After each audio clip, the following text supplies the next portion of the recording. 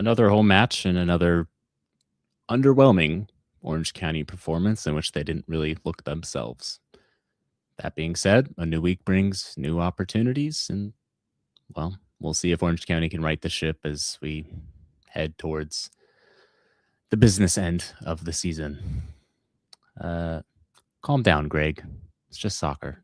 This is the Orange and Black SoccerCast.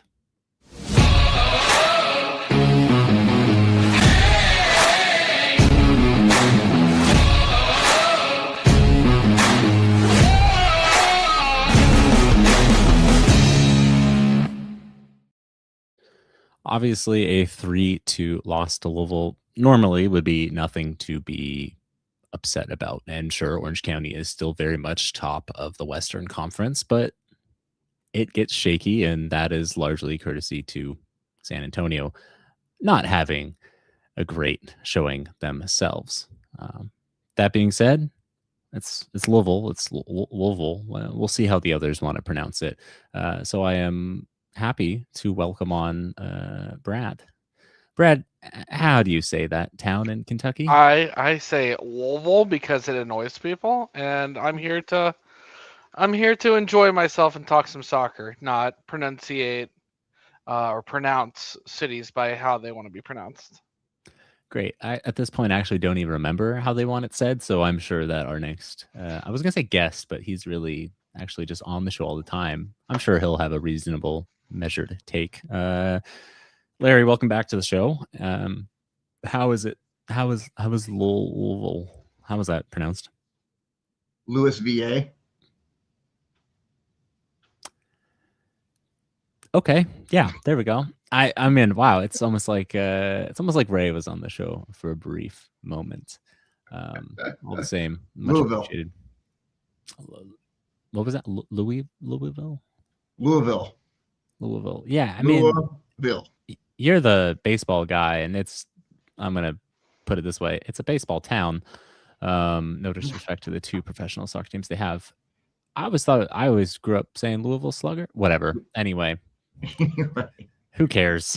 Truly, I'm just trying to cram this to being a podcast about language, as I often do when I am taken over from Ray.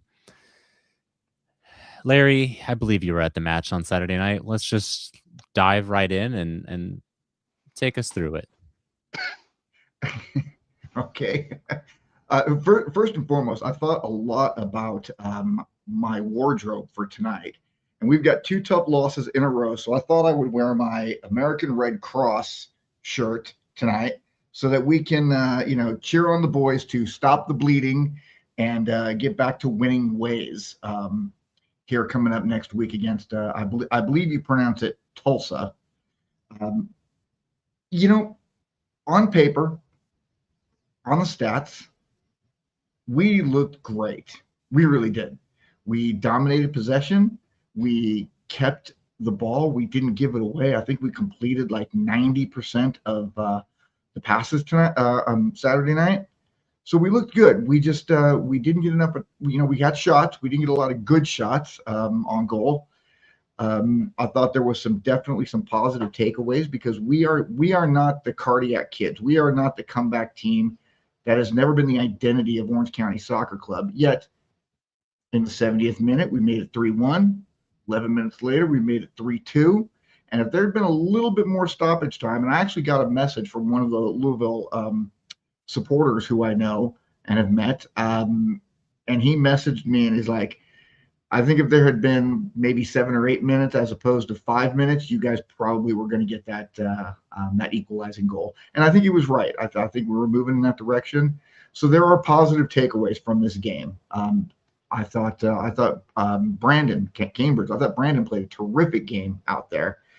We were of course missing Liam McKinnon again. Our center backs look. I love both of them, but to me they're looking a little bit tired. Both of them have played almost every single minute of every single game this year. So it's bound to happen at some point. We don't have a deep roster, so maybe we're getting exposed a little bit. But I think that'll change this upcoming week in Tulsa. So. I'll pass it on to one of you guys for your thoughts on the game. Brad, why don't we hear from you first? Yeah, Second, as it were. First of all, I feel like I have to apologize for my drinkware tonight that I'm using. It's a brewery in Tulsa. Didn't really put two and two together until Larry said we're playing Tulsa, and I'm mid pouring my drink. Obviously, I'm down the road from the city, so do apologize to all the Orange County fans. I'm not showing favoritism. But thinking back to this last week against Louisville, it was definitely obvious. We look solved out there defensively.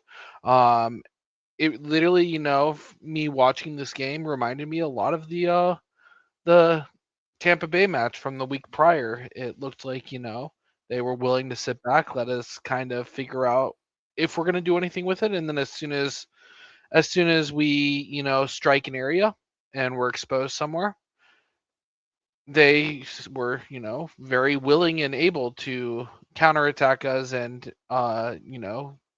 score a goal off of that. That's how they scored two of their three goals, it felt like, if not, all three. And it didn't help that two of those goals came, at the beginning of each half. So obviously there's a lot of work that needs to be done on fixing those mistakes. Can't win a game going down 3 goals, and it's admirable that the team, played a really good end game from 70 minutes into stoppage time. But just like Larry said, if there was a couple more minutes, I was actually excited for us to score a third and thought, the game was on for us to be able to have a third goal. Unfortunately, it wasn't to be had, and ending up being a 3-2 loss is probably best case scenario for how the opening of this game happened. That's fair. As I often do, and shout out to John Morrissey for this one. And I think he said a month ago, Orange County simply wouldn't have allowed a goal like their first goal. And I have to agree with that. It does kind of seem like, and understandably, the guys are tired. Even being back at home, the guys are tired. It was a very long summer with a lot of travel, and there's a cumulative effect with, I think, that much travel and just the amount of minutes that they play. We often see this where guys will play past 3,000 minutes in a season and then struggle the next year with injuries. Um, I don't have any of that data in front of me about who played that much last year. But Orange County has, again, struggled with injuries this year. Larry, I'm kind of curious. I mean, you brought this up. Does Orange County have a way, or does Orange County have any depth to try and kind of rotate around through the back line and give these guys a little bit of a breather before the pressure really ramps up in about a month? Ooh, on the back line? I mean, let's be real. The midfield, Usman Silla, has been nearly ever present and is largely the way that Orange County moves forward as well. Yeah. Garrison and Tom, I was actually looking at that today. In 20 USL Championship games so far this season for Orange County Soccer Club, Tom Brewitt has played every minute of every game. He has not come off the pitch. He's come off the pitch in some of the cup games. I think there was one cup game where he didn't start, but he still came in late. So 20 games, 1,800 minutes so far. Alex Rando has also played all 1,800 minutes so far this season in the USL Championship, but that's goalkeeping. He's not running all over the place. He's still working back there, so I'm not taking anything away from him. Garrison, I believe 18 games, and of the 18 games he's played, I believe it's like 16.4 of those games have been all 90 minutes. So he hasn't been coming off the pitch. Our two main center backs have not been coming off the pitch. Nico Benalcazar has not been coming off the pitch at all. Chris Hagart has not been coming off the pitch, who I am going to say, and this was, I don't remember where I read it or what forum I was in. I feel like we're underutilizing Chris Hagart this year. Yes, he's leading the team in assists. That's what Chris does. I feel like we're not playing the ball through him quite enough. And I think we need to get back to doing that, because that's where we found a lot of success last year. With him and with Ryan Dogman interchanging between each other. They were very, very good last year. We haven't seen it so much this year. As for shoring up the back line, we've got Tyson Espy. He's coming back from an injury, but Tyson is still young. He's a kid. He's still learning how to play at this level.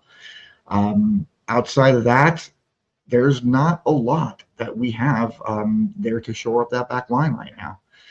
Mo War is injured. Grayson Duty is injured. These are all guys that we could use back there playing on those wingback positions, and we just don't have them right now. Is that going to expose us here over the next 10 games that remain in the season? I don't know. I hope not. I hope that we can find ways around that. But it remains to be seen. Tom's doing a great job. Garrison's doing a great job. But hell, man, you get tired sometimes. And soccer's a physical game, and these guys are running 10 kilometers a night. Every night that they play, plus what they do in practice. That's a lot. So it's hard to say. All we can do is keep our fingers crossed. Don't give up those silly goals, because I think that 2 of those 3 goals that we gave up on Saturday night were goals that should not have happened. They really should not have. John Morrissey, you're right, Dylan, on that. John Morrissey was correct as well. It just shouldn't. The 2 of them shouldn't have happened. And the other one was good, great pass from the right side. I think it's this goal coming up here in the 48th minute, or it might be the last. No, that's Lopez's second one. The third goal they scored was pretty brilliant. So. Anyway, yeah, we'll just we'll see what happens moving forward. Just keep our fingers crossed. Sure. I appreciate the very holistic answer. I will point out that they're probably running about 15 kilometers per game. You should maybe remember this from a handful of years ago, but Patrick Kukowski let us know that on average he was running about 10 kilometers per match as a goalkeeper. For those of you who would prefer miles, or the Imperial Freedom units, as they are colloquially known on the internet, it's about 9 miles or 6 miles for the goalkeepers. Anyway, I have to shout out Matt. He's not here tonight, but he did say that the more open this game got, the more Orange County was going to struggle. And I think Orange County conceding that second goal early in the second half, it was far too back-to-back kind of track meet-esque, and Orange County was, again, never going to win that one. Larry, I must agree, and I'll hand it over to Brad in a minute, but yeah, Orange County does well playing through Chris Hagart. We managed to get a result against New Mexico earlier this season in a not great showing because we continually played through Chris Hagart, and New Mexico could not shut him down. So, Brad, is Chris Hagart maybe the key to just switching things up a little bit for Orange County moving forward? Yeah, I feel, we got to diversify the game a little bit. For bright spots in this game, Silla, bright spot. Bazzini, bright spot. Hagart, he's not a bright spot, but he's also not a dim spot in this game. I think, if we're going to use Silla as, option 1, I would prefer a 1A and work in Hagart as a 1B there. Both are very talented. Both want the ball at their feet. Both definitely make plays happen, and there's no reason we need to be one-dimensional on that front. And then moving on to dim spots, and there's one player that I wanted to talk about a little bit. Played 90 minutes and kind of was a little bit of a liability, if you ask me. And 2 seasons ago, I think multiple people in the chat, multiple people on this show would call me out for this, but ever since coming back from injury, I think Ryan Dogman's been a little slow. I don't know if he's come back kind of a little prematurely due to roster depth not being there. I don't know if he is still not 100%. I'm not in the, in the team locker room. I don't know what's going on, but I don't know what's happened since he's returned from injury, but he's a little slow. With the ball on his feet, he's making a lot of mistakes. There was a highlight at the beginning of the second half where he kind of just kicks the ball straight out because he just can't control it when he receives a pass. There's just a lot that just shows he's off right now, and I can't really speak to it, but it's just not the Ryan Dogman we've come to expect over the last couple of games. And his counterpart on the opposite wing has also been these past 2 games a little absent. And earlier in the season, I don't think either one of us would have even thought that he would have an off game, but Nico Benalcazar as well. Just as much as the center backs were struggling, I find both of our wing backs have been struggling over the last, couple of games as well. So if I was in the locker room, if I was the coaching staff, I'd do anything to find help for, not just the center backs, but for those wing backs as well. Just make sure that those guys are ready to go for games that, hopefully a tune-up against Tulsa is exactly what's on the cards for the team, because they're currently sitting in 6th, and Orange County still finds themselves somehow in first place in the West after 2 really bad weeks.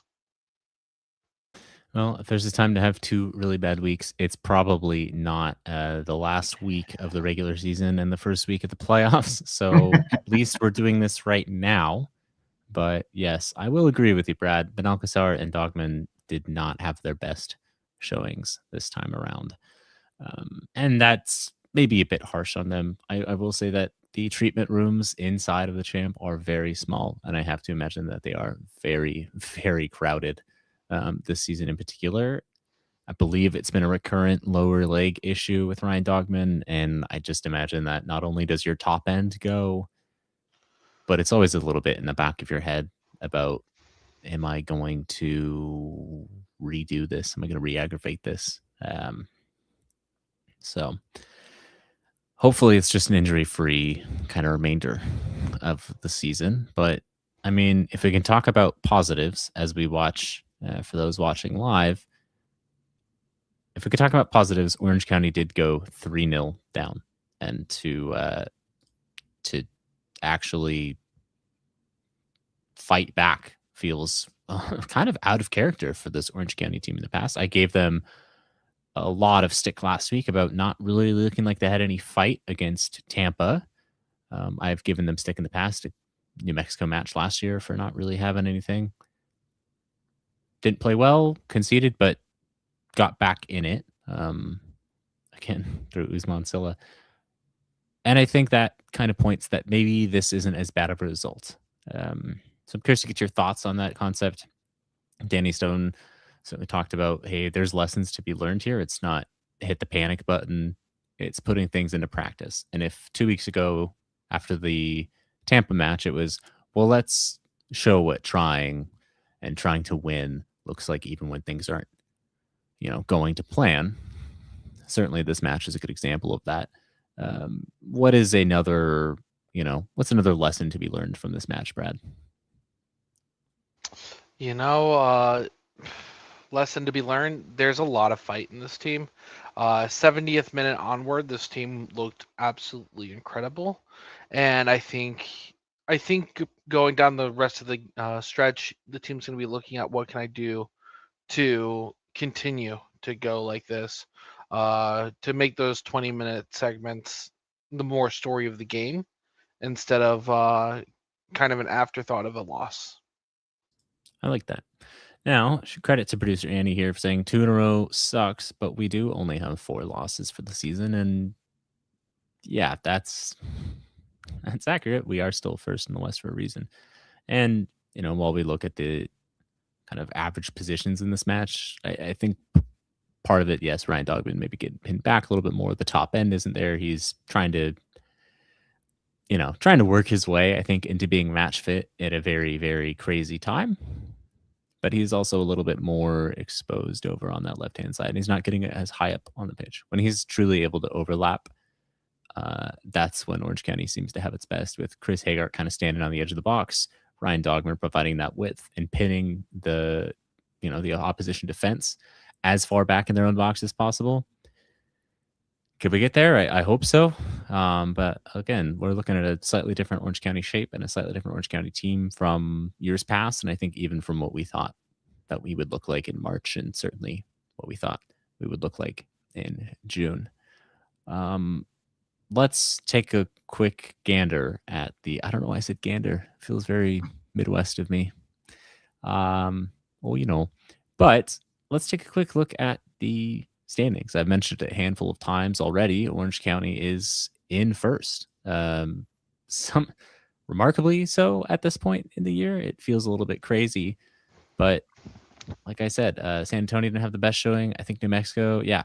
Thank you, producer Andy. New Mexico has snuck their way up despite having a handful of games in hand, and that is a point worth bringing up. But I also think it is entirely upon them. The pressure is only going to mount when they have to get results. So even as things stand results going everyone else's way, I think Orange County is still going to be in a home playoff spot come the end of this week. And I think a home playoff game is still well within the realm of possibility. It's still well within their rights to earn that.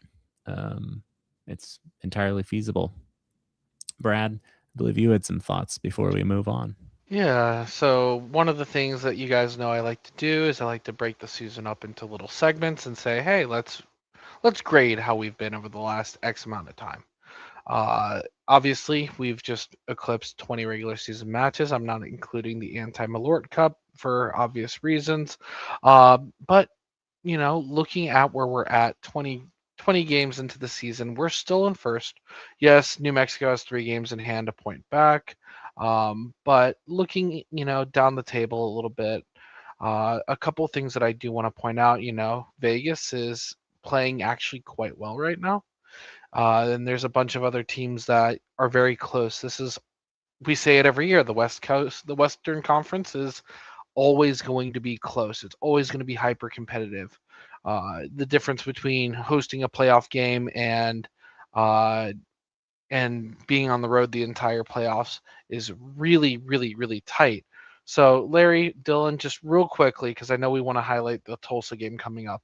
What would you guys, rank the last 10 games and the season as a whole? I'll dive in first. Last 10 matches, I think I would give a C. Performances have been hit or miss, and I think a little bit more miss than hit.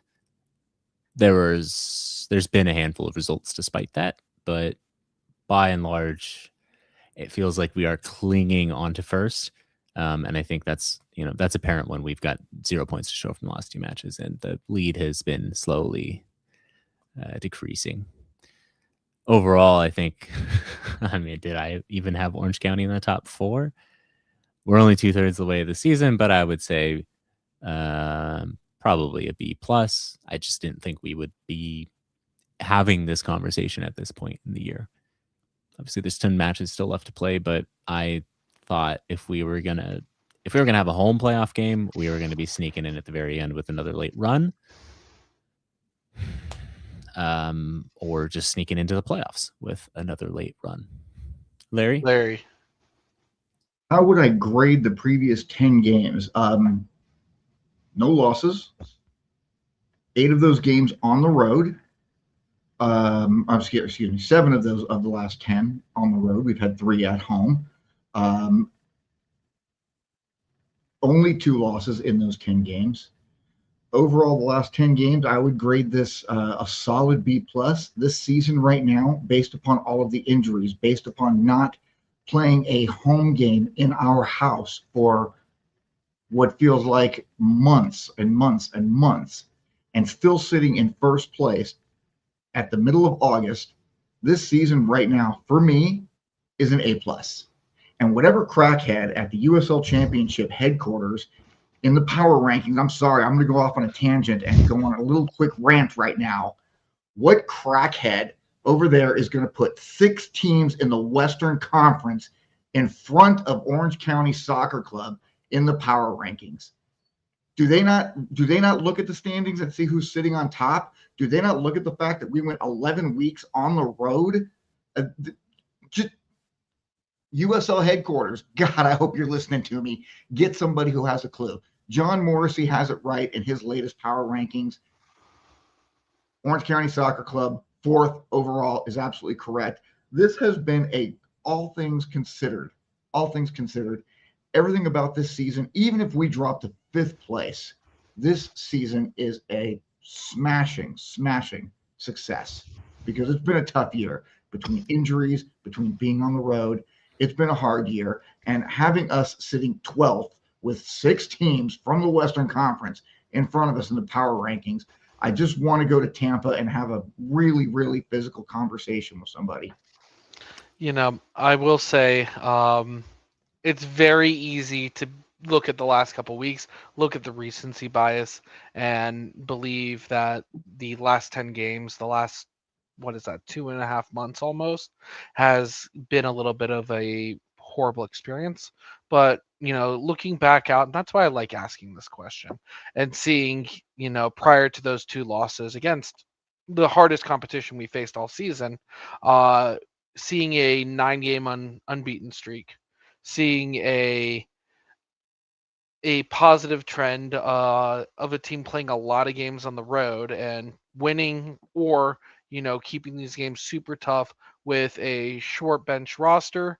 Um, it's honestly, I have to take the whole survey size into account and give it a solid B. But if you take those two games out, I'm with Larry. It's an A plus. You gotta judge for all 10 games though. And that's 20% of the games from the previous trimester of the season, and it didn't look good. But I know the team will ride it over the next 10. I worry, and it's only because we're not past those 10 matches, but you can't count your eggs, your chickens before they hatch. I mean, or your eggs before they're laid, I suppose, as I pull a Ray and just give up on metaphors entirely. But that is perhaps a discussion for a mildly different time. Larry, I do want to point out, I don't think crack is the drug of choice for Florida. That feels a little too normal. Also, Yeah. I can't advocate violence against others on this show. That would be problematic. So, there. Sorry, bud. Hey, you know what? There's nothing like an angry old man yelling at the sky. Yes, Get because off my lawn! we don't have enough of those old, bald white men screaming opinions of dubious quality. But hey, if it's not that, then what truly is a podcast? And especially, what is a sports podcast? If it's not just the least diverse crowd you've ever heard running their mouths about nothing. Let's move on. We'll talk a little bit more about Tulsa in a moment, but we do get to have Orange County's top goal scorer join us, and he got one over the weekend. One, or it almost looked like two at one point. So, Yaniv Bazzini, welcome to the Orange and Black SoccerCast. Hey guys, thank you for having me. It's a pleasure. We asked and we asked and we asked. We heard you wanted to be on, and so we made it happen. No, happy to be here. I'll just dive right into things. How has the step up been from League One? It was a good step for me individually, of course, and I felt that I was ready. The level, of course, you can feel the difference in the level, and the championship a bit more physical and more technical, I'll say as well. The fields are a bit better, so it also helps it. But I'm enjoying it so far. It's probably a low-hanging fruit question here, but how's the weather here compared to Tormenta? The best. The weather here is the best in general. But yeah, compared to Tormenta, compared to wherever I've been in before, it's amazing here. Every day is the same perfect weather, and I'm enjoying every moment. Yeah, things looked a little bit colder back when you were in Vermont plying your trade at the collegiate level. If you want to speak on that for a moment, you, I think, scored in 5 consecutive playoff matches as the Catamounts won in 2024. How can you use that experience, hopefully 10 matches from now, in the USL playoffs? Well, first of all, Vermont, it was amazing. Great experience. Great people that supported us, the staff, the players. It was just an amazing experience, and I'm so glad that I was part of it. And yeah, of course, as you said, we had a great run and ended up winning the championship. And individually, also really happy about everything that happened.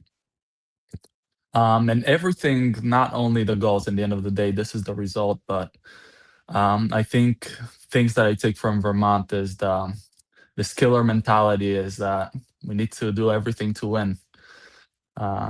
no matter how it looks, we just putting our bodies on the field and like doing absolutely every single thing for the win and for the fans and to get the result in the end of the day and win a championship. And I think I taking it, of course, to this season and to my life. So I'm so glad that I was part of it, and I'm so glad that I can take this mentality and share it with the team and be part of this team.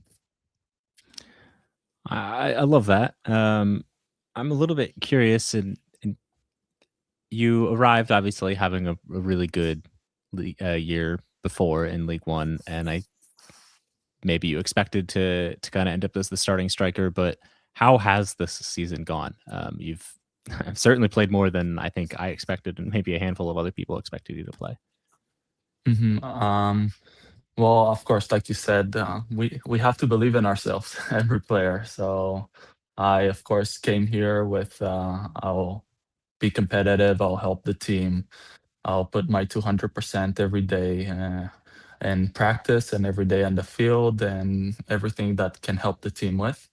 And I'm glad that the coaching staff and the players do trust me on the field with that.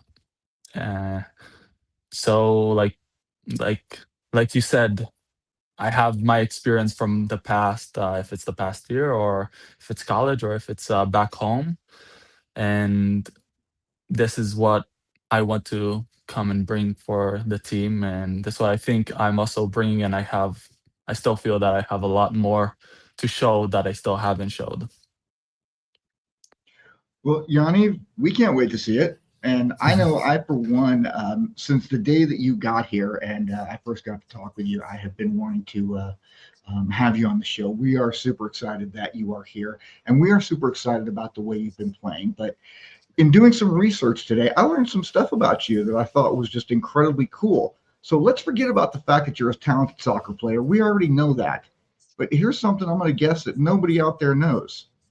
3.77 GPA in college, and I believe it was the conference scholar athlete of the year for 2024-25, correct? Yeah, correct. That's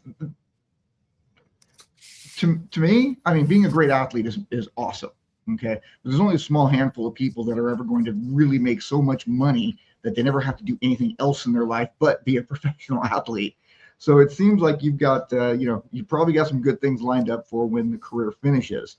Can you talk to us a little bit about what brought you to Vermont? What was the drawing decision?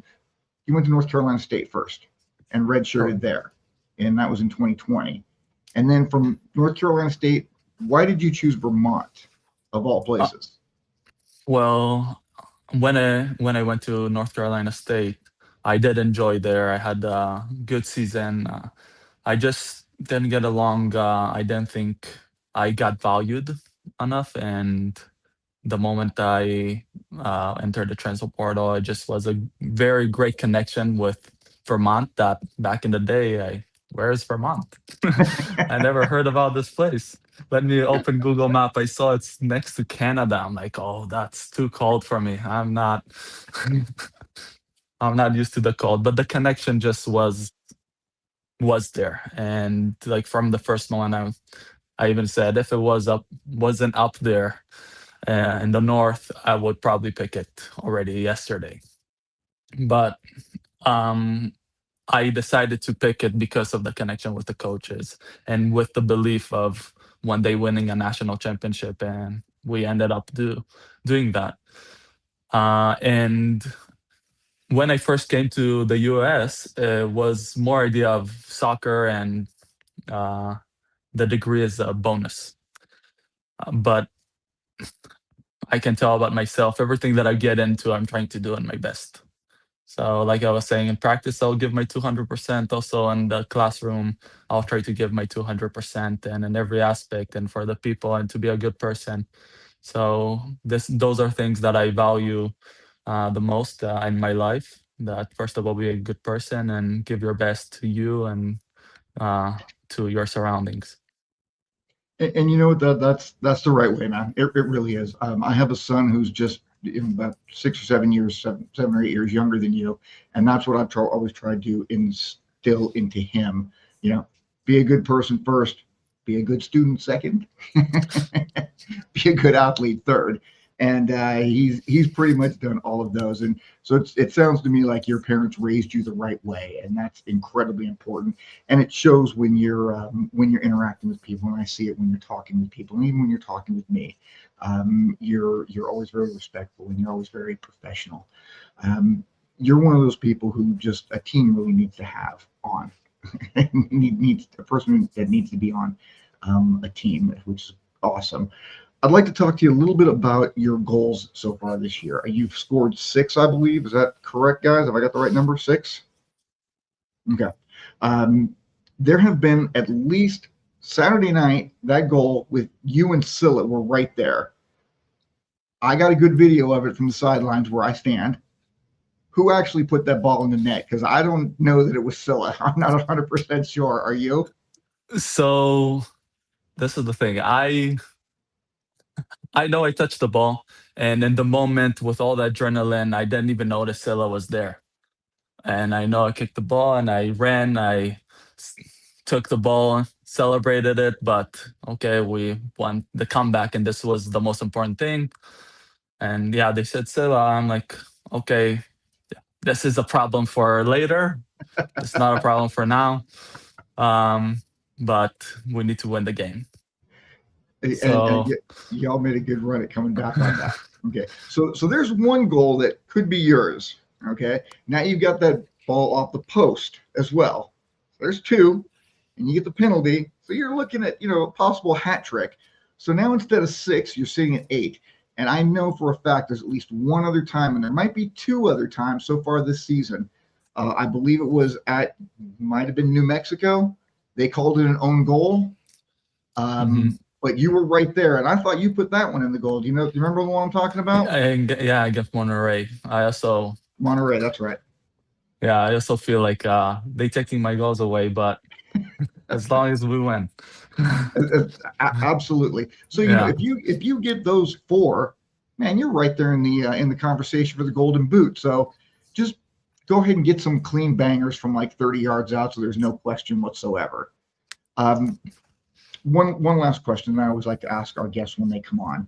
Obviously, you are a talented athlete because you are playing professional soccer at a high level. At what age were you when you realized, man, I'm pretty damn good at this. I might be able to make a buck or two, or if nothing else, probably get a college education out of it. At what age did that hit you? I believe it hit me 17, I'll say, like pretty late. Because I really enjoyed the game. I really loved to grind with the team and to work hard and to, of course, succeed. And like you said, I was pretty good at it. So, of course, it's fun. But when we started to go to the U19s and go up to the pros back home, and it was really, then you can actually start to feel that, oh wow, it's not only youth anymore. They're starting to talk with me about minutes in the pros, and then like agents and stuff like that getting in. I remember also my father in the beginning, like you said to me earlier, go to school, make sure you have good grades. And then the moment everything he saw that it's actually I'm a foot away from there. So he really also changed his mindset and to push toward the soccer. It makes perfect sense. But Yanni, keep doing what you're doing, buddy. We love watching you. We love having you here, and hopefully maybe you can.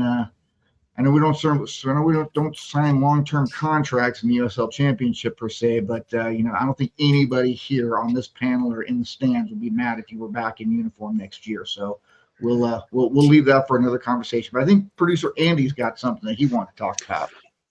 Yeah, thanks. Yanni, yeah, I don't have a question. I actually have a story to tell about you, so I hope that's okay. It was one of the early games in the season, and you might not remember this, but I do. And as a dad and an older guy, And I know there's dads in the live audience right now. I know there'll be dads later, and there are a bunch of dads in the stand, of course. But in that, whatever game that was, Apollo took a second yellow. And as he had to walk the long way around the field to come off, of course, which has to be awful, I'm sure. Young kid kind of hanging his head, and you were in the warm up area. And as he got close with his head down, you ran over and tipped his chin up. And as a dad, that just seeing that tells me what kind of player you are and what kind of teammate you are, what kind of man you are. And like you said, showing these guys how to be professionals, how to be men. So, it was probably small to you, but I know for a lot of us, we saw it, it meant a lot. So I just wanted to say thank you. I really appreciate you saying that. Like, it matters. Like you said, it matters you telling me that as well, and to know that those small things do go a long way. And like I was saying earlier, first of all, you need to be a good person. And I want to help this kid that is so talented and has a bright future in front of him. And just a small, tough moment for him, just with a small gesture to help him. And I really appreciate you saying that. Yeah, it was the perfect response. We all could tell he was a little bummed out, so that was the right thing. Brad's got some questions for you. Thank you. Thanks, Andy, and thanks, Yaniv. Wonderful having you on the show, because I remember after the New Mexico game, seeing you and the team walk in to the locker room and just being like, when are we getting you on? And glad that day's here. But my first question, it's very close to what Larry asked you. Uh, Larry asked you, when did you know you're good enough? I like to ask, who do you like model your game off of since you were a kid? Who were you watching that you're like, I learned a lot from this one player, and I'm gonna play like that player?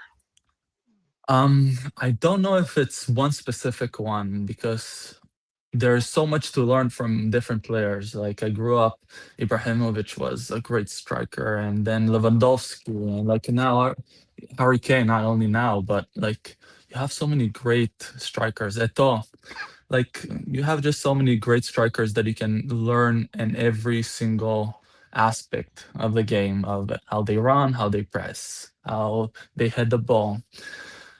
And I think I keep learning up to this day. I'm watching games, and I'm watching film, and I'm watching certain players, and I'm still in the learning process, and I'll be learning for the rest of my life.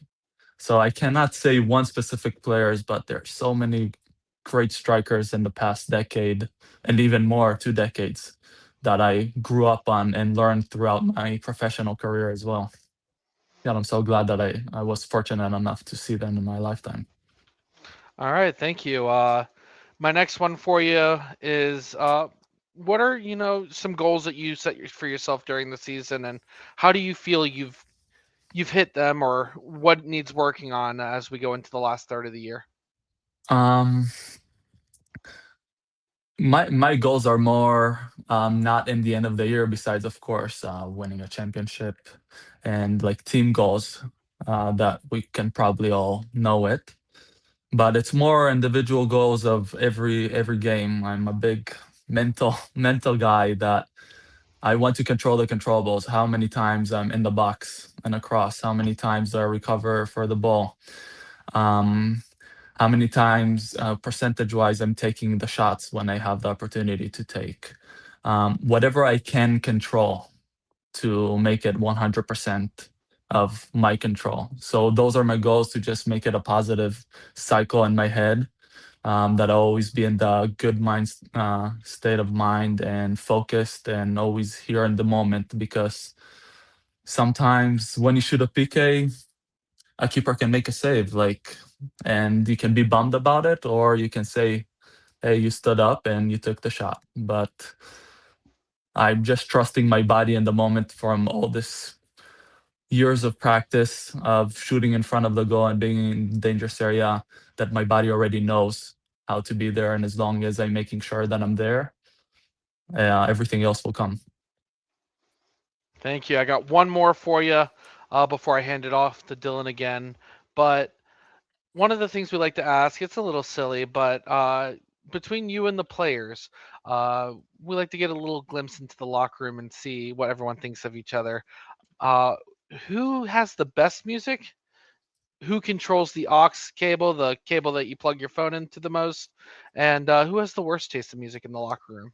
Uh, cannot tell who has the worst because a lot of times like it will be bad songs, but overall it's really good. I like lately with my mood and everything. I like Tom's Ox. Like I like his music lately. Marcelo is also a good one. He has also at times really good songs. And Nico normally on Ox in the gym. He's there also having a good time. So I'm enjoying to be in the gym with him there as well. It's beautiful. All right. I do appreciate that none of you are really ever willing to rat out who the worst music taste has.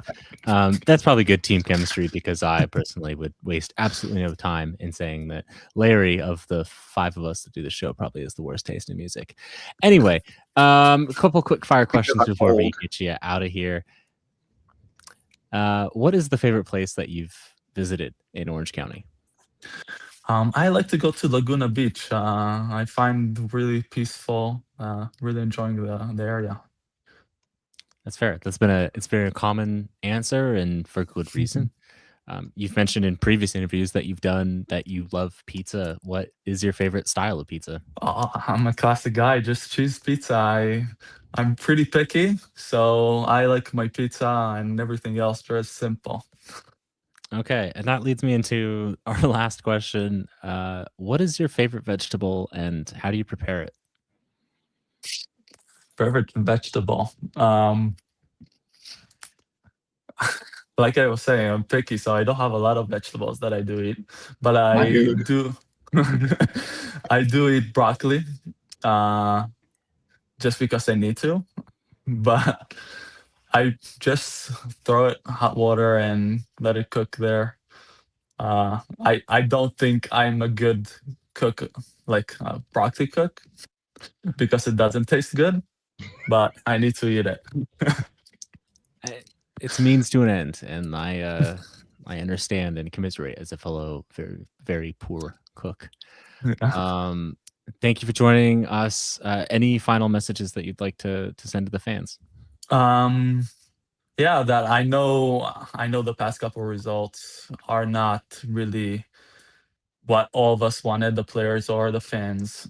And I know that we're having tough talks and seeing a lot of film and see how we can get better and how we can turn this around. And we will turn it around. So I want everybody to know that we're absolutely doing our 300%, and we're on top of it, and we will let you guys enjoy the games when you come to watch us.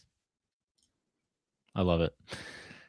Ladies and gentlemen, the top goal scorer for your Orange County Soccer Club, Yaniv Bazzini. Yaniv, thank you so much, and best of luck through the rest of the season. Thank you, guys. I was happy to be here with you guys. Larry, you are in fact old, so I am. You don't eat vegetables. You know what? If he keeps scoring goals, he can not eat all the vegetables. But we should maybe find a goal for you to have, and maybe that should just be eating some broccoli every once in a while. It's wonderful stuff, my friend. I can go out and I can pick grass. It'll taste exactly the same. A little less nutritional value, but I digress.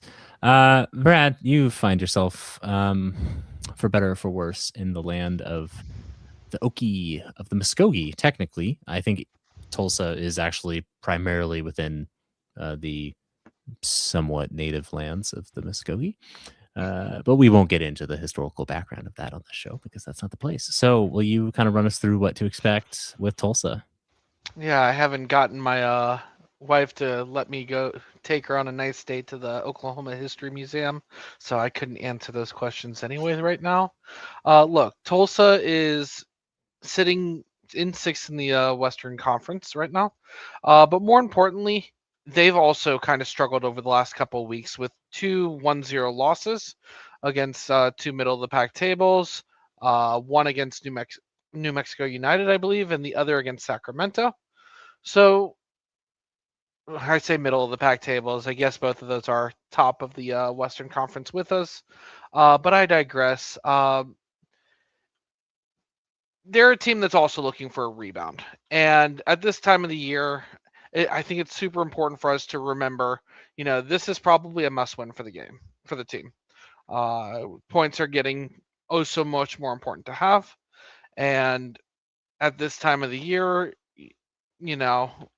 if we want to host games, if we want to remain the top seed, you can't drop any points from here on out. So I'll go ahead and Larry, you got anything else to add? Tulsa, if you look on paper, very, very similar teams. Our records are almost identical. They're only sitting a couple of points behind us in the table. And I agree. I don't know. I always hate to use the term must win when you still got 2.5 months to go in the season. But I would say must result this weekend. I don't necessarily have to get 3, but we gotta get at least 1. We can't go 3 weeks in a row. We can't go 3 losses in a row without maybe just a little touch of panic, concern starting to sit in. I think that's fair. 2 losses might be a blip, but I do think 3 would make a slide, and that would obviously. I wonder if we have the depth to recover from a slide at this point in the season. And that is not depth of points. That is depth of players who are mentally fresh enough to turn it around or physically fresh enough and fit to turn it around. That being said, I mean, it's not an ideal situation. This was a very good team last year, and they're no slouch this year, despite only sitting 6th right now. But Orange County's done it before. Memories of that Marcus Nakim free kick from a handful of years ago. Brad, since you're the local representative, if you will, and my commiserations for that fact, you want to hand us a score prediction? I'm so happy. Oh, I was desperate that it wasn't going to happen during the interview, but you've managed to wait until now, and I am so grateful for that. 52 minutes, Brad. You were doing so good. It's been multiple episodes since I've done it. Look, I think honestly, Larry said that it's a must result. I still think it's a must win. Can't be dropping points late in the season. 2 is not a slide, 3 is a slide, just like Dylan said. So therefore, I'm going to say we slide through this game 3-0. Fair enough. And Larry? I think that Yaniv is going to steal a goal away from Scylla this week to add to his total. I think Ethan Zubak's going to open his account this weekend. So there's at least 2. And I think we're going to find 1 more. We're going to go 3-1 OC. I find your lack of faith in a clean sheet disappointing. I Not the first time you've been disappointed in me. Certainly won't be the last, my friend. I was about to say the same. We have some listeners chiming in. JD Wright saying 2-0 Orange County. McCheeky saying 1-0 Orange County. And Gabuchin just saying that he'll turn himself into a bobblehead if we lose this weekend, which, yeah, you know what? Hey, if it means that we win after that, be a bobblehead. He also says that he thinks Orange County is going to win 2-0. So I'll take that. I, for one, am just glad that we don't have to go to one OK field and listen to their baseball announcers try and discover what the offside rule is and butcher even what that is. So here's to a 2-0 Orange County victory, riding the ship, getting things going. And producer Andy, yes, with the offsides. And I do love just how difficult that is for everybody. But before that match kicks off, there is still stuff going on in Orange County. So, producer Andy, if you would, thank you so much. Actually, it's technically in like a week and a half, but all the same. Orange County is doing a beach cleanup on August 29th. And look, you hear the players that come from all over the country and all over the world say that their favorite thing about Orange County is going to the beach. It is probably Orange County's most well-known, I guess, continuous landmark, if you will. So Huntington State Beach, Surf City, go out and clean it up a little bit. I mean, do a little bit of good in the world and try your hardest to be a good person, I guess. I mean, how many references to things that have been said earlier in the show can I make? But be a good person first and foremost, and maybe enjoy some soccer after the fact. And get good grades. And get good grades, which it took me a really long time to learn that last one, to be completely honest. Pretty much the worst person you've ever met, so I'll work on that first part. But Larry is the only one of the three of us that are currently on the show that's in Orange County. Are we going to see that shiny head of yours on the beach on August 29th? On August 29th, the morning of, I will actually be at Cal Baptist University umpiring a college baseball game. So you will not see me at Huntington Beach cleaning up the beach. Instead, I'll just be having college students yell at me because this is my life. Well, you forgot about their parents yelling at you as well. No, they don't do that at the college level. Oh, that's good. It's just the 12-year-old parents. As always, I find myself at a lack of words after you say anything. But hey, if I can encourage anyone who's listening, go make up for Larry's absence on the 29th. Go pick up a couple pieces of trash. Have yourself a wonderful day on the beach. There's not much else you could do that is going to be as good as spending time at the beach. Pope Squidius, the 18th, I believe, is still trying to figure out who has the worst announcers. So as we wrap the show up, Tulsa or El Paso, Brad? Sacramento. Larry? Yeah, Sacramento homers. Sorry. Pope Squidius, I'm not trying. Sorry, Pope. I'm not trying to like dodge the question there. Between the two that you chose, I'll say El Paso has the worst. But Sacramento is by far the most homer in the league, and I support homerism. I don't support Sacramento. Well, I don't even need to chime in. I do think it's actually Tulsa. It's abysmal. Larry, do you have a random thought or a thing you've learned? I know you got your rant out about the. I got my rant out. I'm good. I don't even have to make a video for the SoccerCast Instagram page this week, fortunately. Yeah, I just I want to give a shout out. I want to give a shout out to Yaniv for coming on and joining us. And I want to give a shout out to my child who started his college career yesterday and today had day number 2 with taking calculus and economics, which are two things that I don't even remotely understand. So shout out to you, Grayson. Proud of you, kid. And, hey, OC, let's go get 3 this weekend. I hope they listen to all parts of what you had to say there, just so they're really confused about what's happening. Brad, any random thoughts from the show? Yeah, I got 2. One, car buying is weird. I had to go. My wife's car died a couple weeks ago, so had to go buy a car, and I was totally prepared to have to haggle on site. No, instead I spent my Friday last week calling up 3 dealerships to have them price out each other, and actually got a good deal on a new car, so quite happy with that. 2, Premier League's back this week. Hallelujah, more soccer. The summer season of like almost no sports was very abbreviated this year because the World Cup. Baseball is not real. You can't convince me it is. And if you guys watched the Cardiff City Wrexham game yesterday, shout out to Joel and Ruben Colwell for Cardiff, who were the first brothers that I know of that combined for a goal in this is the championship. But Joel won a foul that Ruben just nailed a wonderful free kick from in the 98th minute of the game to tie against Wrexham. So soccer's back, game's back. It's been back, but yeah, you should have mentioned Rob Mack and Ryan Reynolds so we could get that SEO going. Podcast Go Burr. I don't have a random thought, but that's a lie. It just came to me.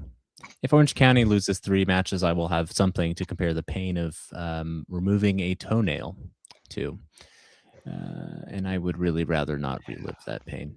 Anyway, you can find us online at OCSEpodcast.com, OCSE_SoccerCast on pretty much any social media. And as always, a big shout out to producer Andy for kind of manning the social media. I guess Larry can get some credit there too.